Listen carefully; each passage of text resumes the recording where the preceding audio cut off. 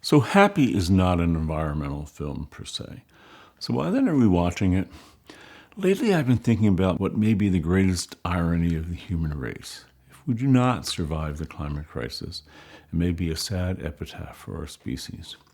From even before Plato, thinkers in the West have long pondered what constitutes the good life.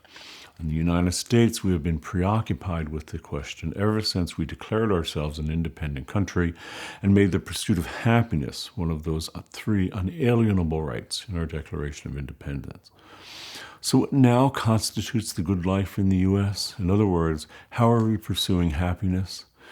The American dream now seems to center on wanting more, wanting bigger, and wanting better. More stuff, bigger houses, better cars. You get the idea. The problem is this has not at all made us happy. In fact, in recent decades, Americans have become less and less happy.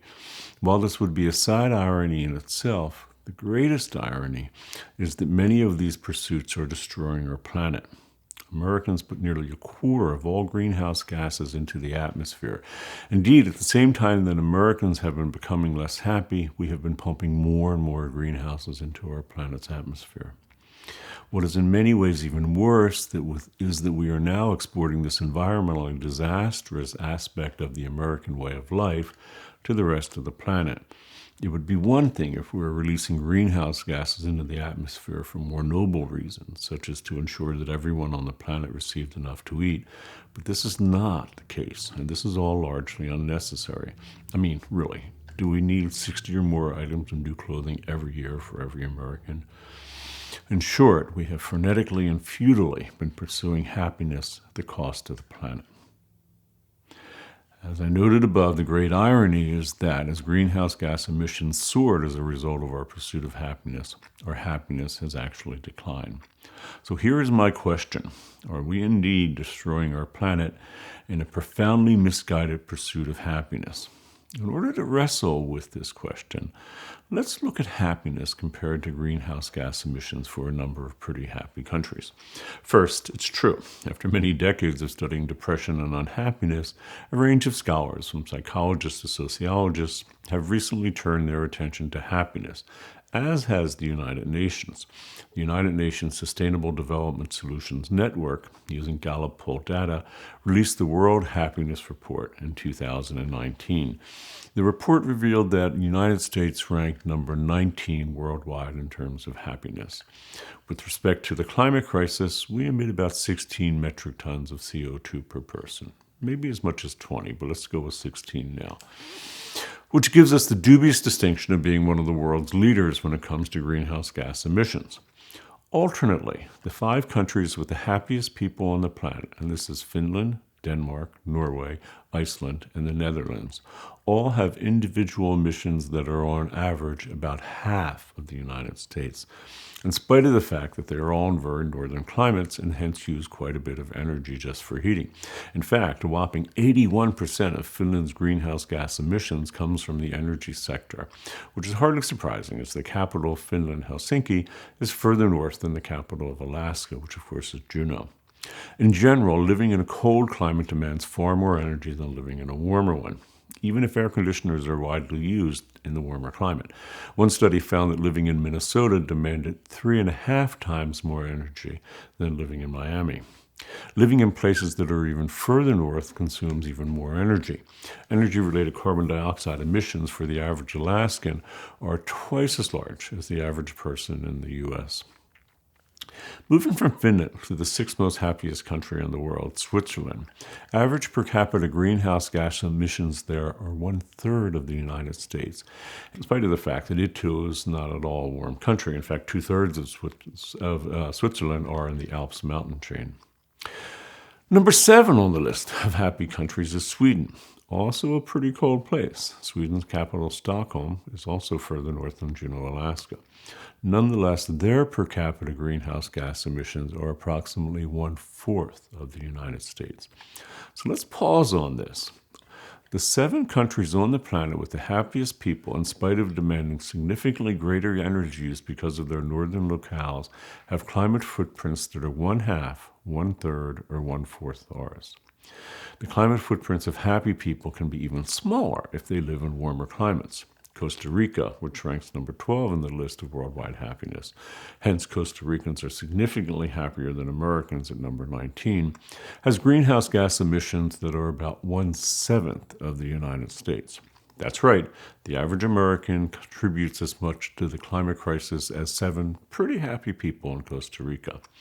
The example of Costa Rica reveals an interesting element here as well, as the average American is 13 times wealthier than the average person in Costa Rica, and that's as measured by mean wealth per adult. As our relative climate footprints reveal, we Americans are presumably using quite a bit of this wealth in ways that are damaging the planet. However, with respect to income, let's face it and let's face facts. It's difficult to be happy if you are very poor. If you're trying to raise a family in the U.S. on an annual income of, say, $40,000 a year, you'll face a range of hardships that will certainly threaten your happiness. However, studies have found that beyond a certain point, more money does not bring greater happiness. That number may be lower than you would imagine, as these studies revealed that in the U.S. it's about $75,000 in annual income for an individual. While this is more than the median personal income in the U.S., it certainly is not Kardashian wealth.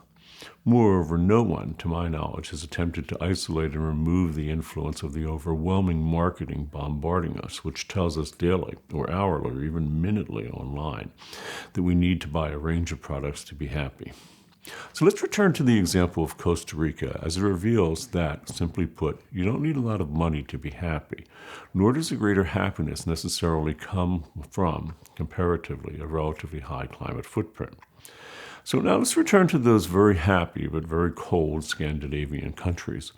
For the most part, their economies and cultures are built on something often called the Nordic model. While these are, of course, democratic countries, they also very much embrace things like collective bargaining and strong unions. Hence, they are sometimes called democratic socialist countries. Bernie Sanders nicely explains what these countries offer. This is Sanders here. Quote, so long as we know that what democratic socialism is, if we know that in countries like in Scandinavia, like Denmark, Norway, Sweden, that they are very democratic countries, obviously they are. The voter turnout there is a lot higher than it is in the United States. In those countries, healthcare is the right of all people, and in those countries, college education, graduate education is free. In those countries, retirement benefits, child care are stronger than in the U.S. And in those countries, by and large, government works for ordinary people in the middle class rather than, in the case now in the U.S., for the billionaire class. So, even though we might think that happiness is a deeply personal matter, and in some ways it is, governments have a major role to play in facilitating our pursuit of happiness. When they are doing their job responsibly, caring for the well-being of their citizens rather than large corporate sponsors, we are likely to be much happier. But specifically, how are people in these Scandinavian countries happier, and how does this relate to the climate crisis and to politics? Well, let's look at Sweden. Recall that the average Swede is considerably happier than the average American, even though their climate footprints are 1/4 of ours. The average person in Sweden, who makes almost as much as the average person in the U.S., works 5 days a week, 6 hours a day.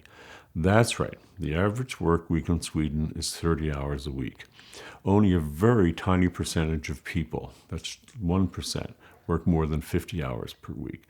By contrast, 40% of all Americans work more than 50 hours a week, and half of them work more than 60 hours per week.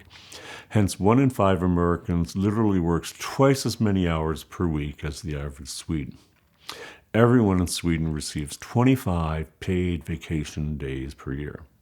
Counting, that translates into 5 weeks. And large companies typically offer even more. All parents receive 480 days of paid paternity leave to split between them.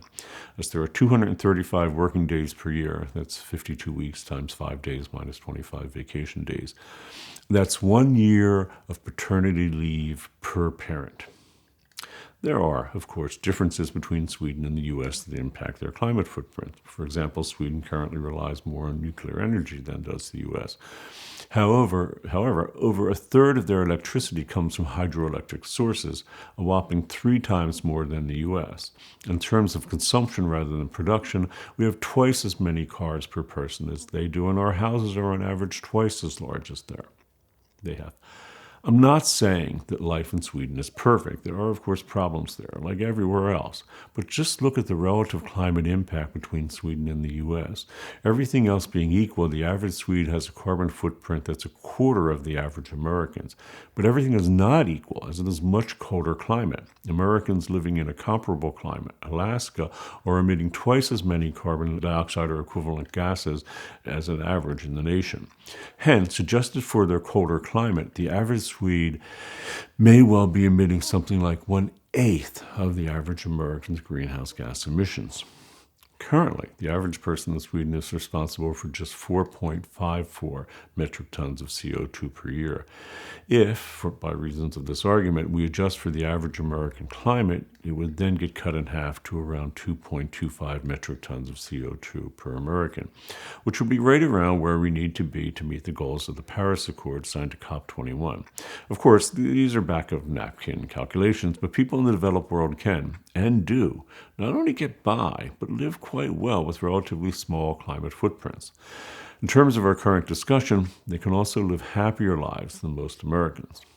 We're often told that adapting to the climate crisis will mean that we have to have drab lives of deprivation and that we're going to be required to give up quite a bit, that there's going to be a lot of hardship. However, if we make the sort of changes that we've been looking at in this course, might we be able to come out the other end, decades from now, happier? Not only with a smaller carbon footprint, not only with a sufficiently small carbon footprint, but happier. I'll leave you with this question.